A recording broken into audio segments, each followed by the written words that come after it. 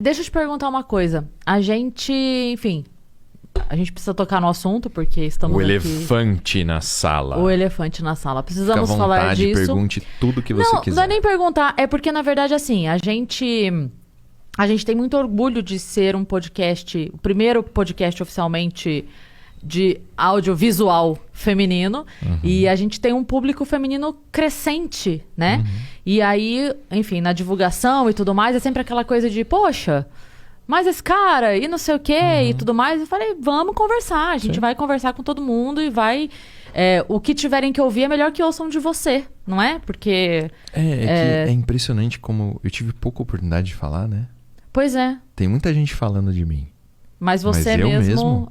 Todos os lugares que eu falei, as pessoas, porra, tal, é verdade. Agora, a mídia fez o que com a minha imagem? Né? Mentiu e cagou em cima. A hora que eu tive a oportunidade de falar, eles picotam, né? Colocam só aquilo que me fode e aí colocam no ar. Sim. Então é foda, né, meu? Eu dou graças a Deus de ter oportunidade de falar. Porque aqui não tem corte. Exato. Ao vivo. Né? Tá todo mundo te Se vendo ao tiver, vivo. eu venho aqui tirar uma com a cara Não, do a moleque gente tem ali. o canal de cortes do Vênus, mas não é essa a intenção. Tô brincando.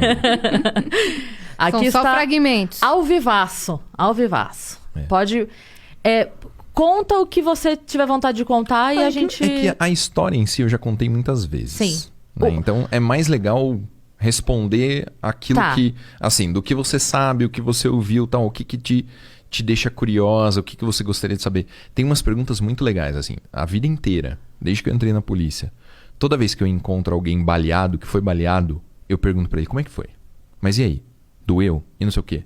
Porque sempre foi uma preocupação minha. Eu lembro o primeiro cara que eu perguntei, Marcelo, ele é casado, ele é investigador casado com uma delegada amiga minha, Bia. E eu tava na academia de polícia, a gente foi no churrasco na casa dele, e ele foi baleado, tipo, bem no comecinho da carreira dele. Ele tava num bar, num restaurante, o cara veio roubar, ele tava sentado, tipo, ele fez uma menção que ia fazer alguma coisa, o cara já deu um tiro na perna dele. E eu fiz várias perguntas, não, mas e como é que é a sensação, doeu, não sei o quê, você conseguiu se mexer, você reagiu, Então eu sempre perguntei essas coisas, né, porque são coisas importantes, assim, pra você saber como funciona. O que a gente vê de gente que toma tiro, que se fode é coisa de filme, que não é verdadeiro, né? Não é real, é absolutamente fictício. Que consegue continuar assim, fazendo as coisas no filme. Então, assim, é importante isso. Então, vamos fazer assim, você me pergunta o que você quiser. E eu respondo. Tá. Na verdade, assim, a gente, como a gente já se conhecia, né, antes, o que aconteceu no dia, eu estava lá vivendo a minha pandemia.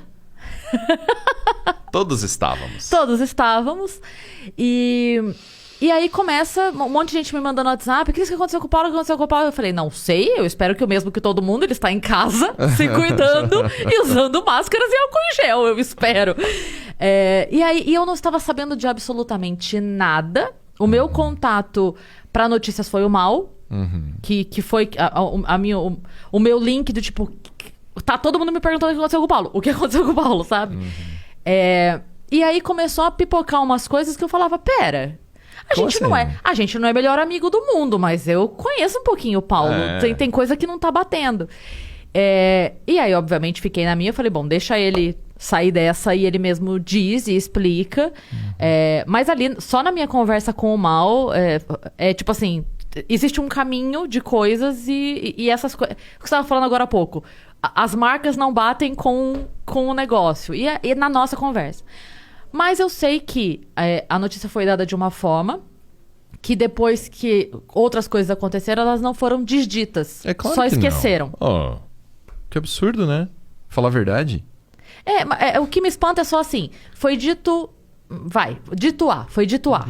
E aí, dali a pouco, já saiu a notícia que não teve A. Mas aí as pessoas não... Vamos lá, as pessoas param de falar que foi A, mas não diz que foi B. As coisas mais absurdas, né? O Paulo deu um tiro nela e depois se deu 6 tiros. Qual que é a lógica? Porque essa é a... Não, isso foi uma das coisas. Vamos trabalhar as 3 hipóteses. Tá bom. Ok, tá. Tá? Então, o Paulo deu um tiro nela e depois se deu 6 tiros. Essa é uma das hipóteses que... Vamos trabalhar hipoteticamente. Tá bom. Método científico, tá? Do que foi dito. Do que foi dito. Tá. Como é que uma pessoa vai dar um tiro na outra, depois vai dar 6 tiros no próprio corpo, inclusive em 2 ângulos que são impossíveis. Tiro faz curva? Não. Não existe isso em nenhum lugar, tá? Como é que eu daria um tiro que entra aqui e sai aqui? Não existe esse ângulo. Como é que eu vou dar um tiro que entra no meu acetábulo, tá? Que entrou aqui atrás, né? Na parte de trás da minha coluna. É impossível, tá? Ah, ele deu o tiro... Porque o que as pessoas enxergam é isso aqui. São 2 tiros na minha mão. É isso que elas enxergam, né? Elas não enxergam um tiro no peito. Você viu onde é que pegou? Não. Vou te mostrar. Tá vendo esse buraquinho aqui? Aham. Aqui, ó. E esse corte foi a cirurgia? É, toracotomia. Tá vendo essa outra cicatriz aqui? Então, essa é uma laparotomia. Quantos foram? 6. Tenho aqui um tiro na minha coxa, né, na altura da femoral. Tem um tiro aqui atrás. Tem um tiro aqui, 2 aqui. Tá. Como é que o cara se dá 6 tiros? Dessa forma, em ângulos impossíveis. É possível? Não tem como você atirar nas suas próprias costas, eu acredito. Você ficou entre a vida e a morte? Você quase morreu? Sim. É. Eu perdi a consciência. Esse é um ponto. Não, nem vamos entrar. Vamos falar assim, as coisas Vamos mais primeiro... básicas. As mais básicas. Sim. Ah, mas o cara é professor de medicina legal. Ele sabe onde se dá um tiro para não ser letal. Aqui, não é letal. Pulmão, coluna, tá? Fígado, diafragma. Você consegue imaginar o que é respirar com um pulmão só?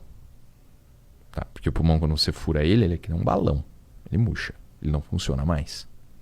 Só que eu não perdi só o pulmão, eu perdi o diafragma, que é o que faz o movimento o movimento do pulmão para baixo. Você respira inflando o seu pulmão com os músculos intercostais, então enche o pulmão assim. Ó, com o tronco, tá vendo? E você respira com o diafragma. Coloca a barriga para frente, ó. Ó, a barriga. Isso aqui cortou o diafragma, eu perdi a capacidade de respirar com a barriga. Eu tava com um pulmão furado aqui. Eu tinha meio pulmão. Tá? Eu daria esse tiro em mim mesmo, sabendo o que ia acontecer? Não. Eu daria um tiro na minha perna, na minha femoral, que se ela for cortada eu tenho minutos de vida. Não. Eu daria tiros em ângulos impossíveis? Não. Eu daria tiro na minha mão direita? Não. Tá? Que é a sua profissão. Eu vivo disso. Tá? Então, assim, essa primeira hipótese é absurda. Tá? Segunda hipótese. Ela atirou nele, depois ele pegou uma arma e atirou nela. Tá? Como é que eu pegaria uma arma e atiraria nela se os 2 últimos disparos eu recebi no chão? Então eu fui baleado na mão, no peito, caí no chão, tomei 2 tiros na perna e no acetábulo. Como é que eu vou fazer, depois de ser baleado no chão, pegar a arma e vou atirar nela? Tá? Antes que ela pudesse correr ou fazer qualquer outra coisa. Exato. Tá. Quando eu tomei os disparos na perna, eu já tinha caído no chão. A sequência foi a perda da consciência. Quando você digita no Google Paulo Bilinski apartamento, aquela foto do sangue no chão, todo aquele sangue é meu. Eu tomei mais de 3 litros de sangue. Eu perdi a consciência por falta de sangue. Eu entrei em quase choque hipovolêmico. Tá? Então essa é a segunda opção. Terceira opção. Ela atirou nele e depois se matou. Tá? Por que ninguém aceitou isso? Por que as pessoas não aceitam que uma mulher é capaz de matar um homem e se matar? Por que é tão difícil? As pessoas querem tanto assim que não seja verdade? Que elas inventam 2 hipóteses absolutamente impossíveis? Ou elas inventam as 2 hipóteses absolutamente impossíveis porque vende no jornal a menina bonita e o delegado? Entende? Pro armas. Amigo do Bolsonaro. Entendeu? É isso que foi divulgado. A mídia é um lixo. E o momento ali que você viveu, você estava saindo do banho, é isso? Eu tava pelado. Tinha acabado de tomar banho, tava nu. O que mais me perguntam? Pode dar tiro a queima-roupa numa pessoa que tá sem roupa? É uma piada. Ok, mas não, eu quero... Eu estava nu. Eu tinha acabado de abrir a porta do banheiro, ela estava na minha frente com a arma apontada, sem falar uma palavra. Ela começou a realizar os disparos. E a motivação? Um surto psicótico. Uma pessoa que toma uma medicação para depressão profunda na dosagem máxima possível. Ela já tomava há muito tempo. Desde os 14. Sabe o que é a dosagem máxima de um remédio? Você consegue imaginar o que é? 275 miligramas de um remédio que, amigo meu, de 90 quilos, falou, Paulo, eu já cheguei a tomar 40 e eu não conseguia sair da cama. Um remédio que é prescrito para depressão profunda com tendência suicida. Entende? Uhum. E ali você apagou? No primeiro momento eu perdi a consciência, né? Muito sangue, a pressão sanguínea cai. A primeira vez na minha vida que eu desmaiei, nunca tinha desmaiado. A pressão sanguínea cai, fica tudo escuro. Eu já estava no chão, perdi a consciência. Quando eu acordei como se nada tivesse acontecido. Em termos de reação física.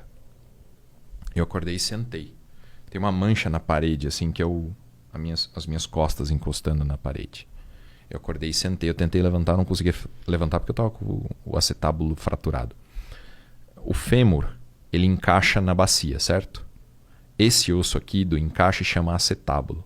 Então eu tomei o tiro nele e ele esmigalhou. Então eu não conseguia levantar. Eu levantei, eu acordei, encostei na parede. Eu li a arma, ela deitada no chão e a arma apontada para mim. No chão, assim. A primeira coisa que eu fiz foi tirar o carregador da arma e tirar a munição da câmera. Como que eu fiz isso sem uma mão? Fiz isso com a mão esquerda só. Tiro o carregador, manobrei na perna. Larguei a arma, peguei o celular, liguei pra polícia. Larguei o celular, falei assim, mano, tem que sair daqui. Vou me socorrer. Aí eu rastejei usando essa parte aqui do braço.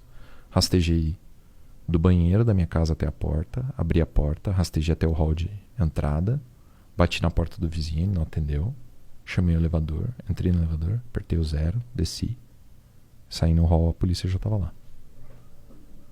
Eu vi o vídeo do elevador. Tem o vídeo do elevador. Tem. Esse ninguém divulgou, né? O vídeo do Paulo pelado, sangue da cabeça aos pés, fudido, encostado no elevador, ninguém divulga, né? É foda. Caralho. Eu vou divulgar. Um dia eu vou divulgar. Ainda tá correndo. Tá. Já tá tudo concluído. Tá esperando um último laudo relacionado com os remédios dela. E quando... Aí, desse momento, você chegou no hospital, você foi... Eu fui socorrido pro hospital aqui do lado da minha casa. Aí eles fizeram uma coisa. Quando você...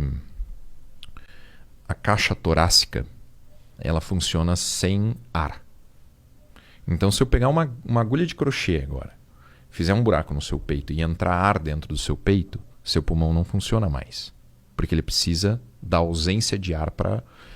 O que você faz, né? Você não tem ar dentro da sua caixa torácica. Tem o pulmão. O pulmão é como uma bexiga. Quando você expande a caixa torácica, você abre espaço e o pulmão recebe ar de fora. Uhum. Você não precisa fazer força para inspirar, né? Você faz força para expirar. Agora, se você simplesmente ficar parada, você assim, o ar entra. Então, quando você fura a caixa torácica e entra ar dentro do peito, o pulmão já não funciona. Um dos pulmões estava furado. Aí aqui começou a acumular sangue. Eu sou professor de medicina legal, sou delegado, eu sei o que acontece quando as pessoas tomam tiro. Eu estava deitado na maca, falando para a médica, eu tenho um pneumotórax e um hemotórax, eu estou sentindo, eu não consigo respirar. Então eles tinham que enfiar fazer uma incisão com o bisturi aqui do lado. Tem umas marquinhas aqui, tá vendo? Então faz uma incisão aqui. Aqui tá um projétil também, depois eu te mostro. Faz uma incisão, pega um alicate e enfia dentro da sua caixa torácica aqui, põe um tubo, e aí por esse tubo vai sair o sangue que está acumulado ali dentro. O problema do sangue dentro da caixa torácica é que ele começa a apertar o coração e o coração não consegue mais trabalhar, porque tá tudo muito apertado ali dentro pela quantidade de sangue. Eu senti o sangue saindo assim pelo tubo, né, quando ela fez o hemotórax, quando ela drenou o tórax. Drenaram o tórax, costuraram os buracos, puseram uma tala na minha mão. Meu dedo, esse dedo aqui, ele tava para trás, aqui assim, suspenso, tipo, que nem uma salsicha solta, assim. Quando eu olhei a minha mão lá em cima no apartamento, eu falei, mano, melhor puxar o dedo e largar aqui, porque não vai dar nada, não serve para mais nada. Aí eles me transferiram pro Mário Covas, fizeram uma cirurgia na mão. Aquele primeiro vídeo seu foi em que momento? No Mário Covas. Você já tava lá? Tava no Mário Covas. Mas foi antes da cirurgia? Antes da cirurgia. Tá. Que tem o meu peito fazendo assim, né? Aquilo ali chama tórax instável, né? Como quebrou a costela, fica um pedaço solto. E aí quando você respira, o bagulho mexe, parece um alienígena no peito. Calma, esse vídeo foi aquele que você mandou, que os amigos receberam? Isso. Foi esse primeiro vídeo? Tá. Que eu falo o que aconteceu, tal. Isso.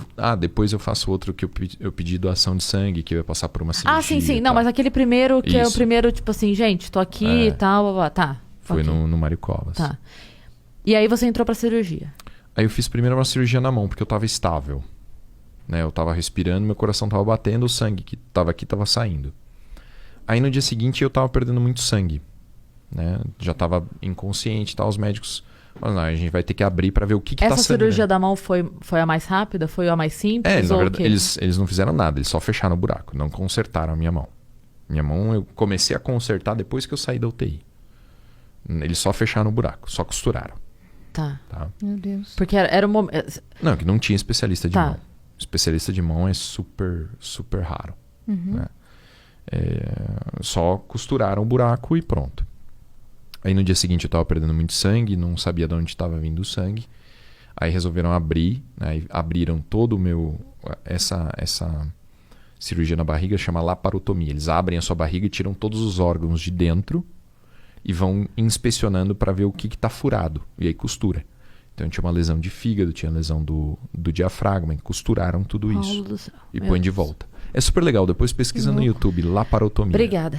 E daí você pergunta como é que eu tive coragem de fazer uma rino. Tá bom, querido. Não, a rina é bem pior, mano. O maluco com o martelão ele lá. julgou a Cris porque ela fez Nossa, uma você teve rino. coragem de fazer uma rino. Não, claro, muito mais tranquilo tirar o meu rim do corpo e olhar pra ele. Pra Pô, ver. na cara, mano. Você não ficou com dor de cabeça depois? Não, dor nenhuma, Ela não zero. teve nada. Nossa senhora, eu só imagino.